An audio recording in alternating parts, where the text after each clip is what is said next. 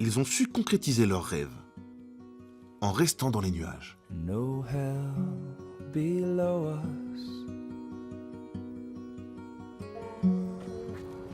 Above us is only sky. La région des Hauts-de-France a toujours été une terre de pionniers de l'aviation. Blériot, les frères Caudron et aujourd'hui les frères Collineau. Living for today.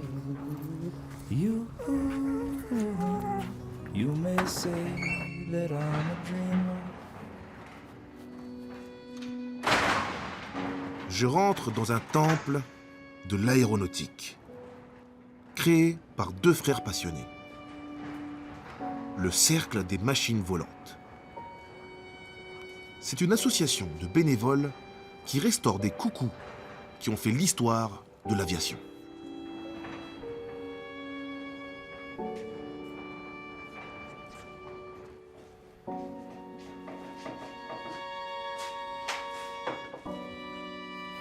Ça bosse ici. Oui, bonjour. Bonjour Frédéric. Enchanté. Bonjour messieurs. Bon alors, le CMV, Cercle des Machines Volantes, quelle aventure, ça fait combien de temps qu'elle existe l'association? Eh ben, l'association existe depuis une dizaine d'années et voilà, on a pour mission de restaurer des avions anciens, comme celui-là. On a fédéré des gens autour de nous et on se retrouve aujourd'hui à une cinquantaine de bénévoles. Les plus jeunes ont 17 ans et le plus ancien a 83 ans. Donc c'est vraiment en plus... tous les âges... tous les âges sont représentés, quoi. C'est intergénérationnel. Oui, oui. On a des membres de l'association qui habitent d'ailleurs partout sur Terre.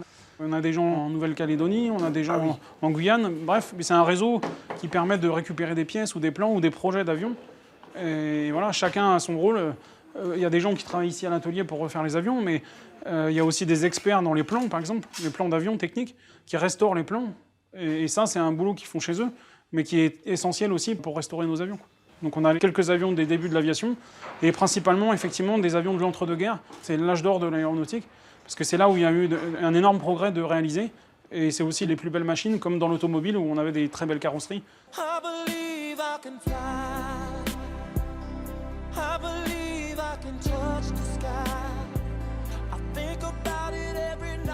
J'imagine ces pilotes, ces pionniers de l'aviation. Ils ont dû prendre bien des risques pour accomplir le rêve d'Icare. Et parfois, se brûler les ailes. Ah oui, il y a eu pas mal d'accidents, on estime à 1000 morts. 1000 morts pour permettre à la technique de se faire voler un avion comme il faut au tout début. Ça a coûté des vies. Qu'est-ce qui fait concrètement, quand on est deux frères, jumeaux en plus, qu'est-ce qui fait que si jeune, on s'intéresse subitement à l'aviation, qu'on a envie de prendre l'air? Je sais pas, en fait on était des garçons, donc on est toujours attirés par les mécaniques. Dans notre famille, il y a eu quelques pilotes et quelques personnages pendant la guerre qui ont fait des choses importantes. Et du coup, en fait, on a toujours entendu parler de ces récits. Puis voilà, ça nous a donné envie. Hein. Donc on a eu juste la possibilité de le faire, et puis on s'est donné les moyens de le faire assez tôt, quoi.